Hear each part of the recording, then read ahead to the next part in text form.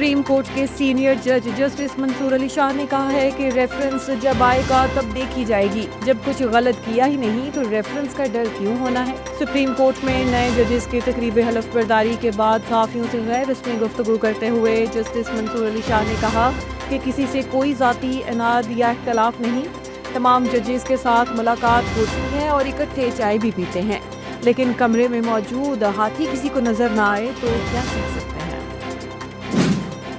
Supreme court में lower court से तरक्की पाकर तैनात होने वाले 6 नए जजेस ने ओहदे का हलफ उठा लिया। चीफ जस्टिस पाकिस्तान याहिया आफरीदी ने नए जजेस से ओहदे का हलफ लिया। ओहदे का हलफ लेने वाले जजेस में justice Aamir Farooq, justice Hashim Kakar, justice Ishtiaq Ibrahim, justice Shakeel Ahmed, justice Shafi Siddiqui और जस्टिस सलाहुद्दीन पनहोर शामिल हैं।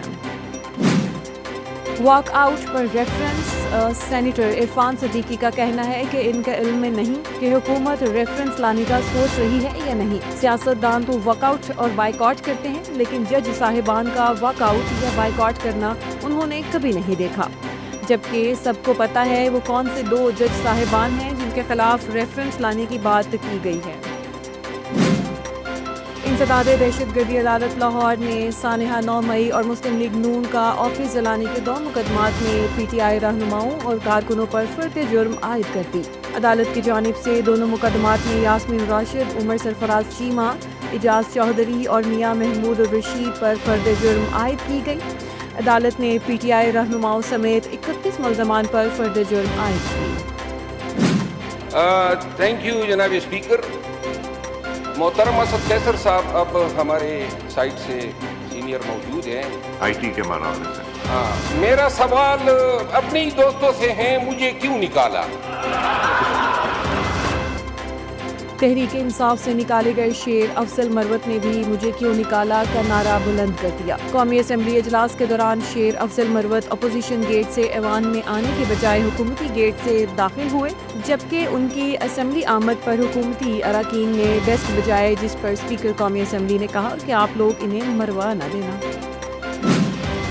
बलूचिस्तान के ज़िला हरनाई के इलाके शारग में धमाके से 11 मजदूर जाम बहक और मुतअद्दिद कारकुन जख्मी हो गए। पुलिस के मुताबिक हरनाई के इलाके शारग में कोयले की कान में काम करने वाले मजदूरों की गाड़ी के करीब धमाका हुआ, जिसमें मुतअद्दिद अफराद जख्मी हो गए।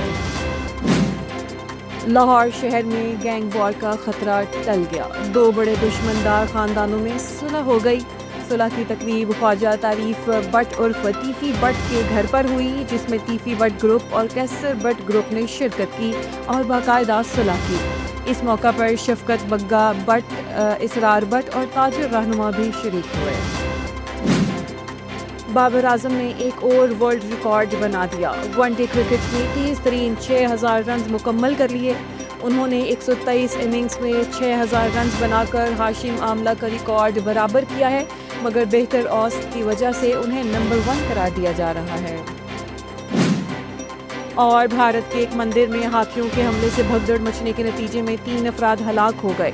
भारतीय मीडिया के मुताबिक यह वाक़या रियासत केरला में पेश आया, जहां एक मंदिर में तकरीब के दौरान पटाखे फाड़े गए, जिसके बाइस हाथियों ने डर और खौफ के मारे हमला कर दिया।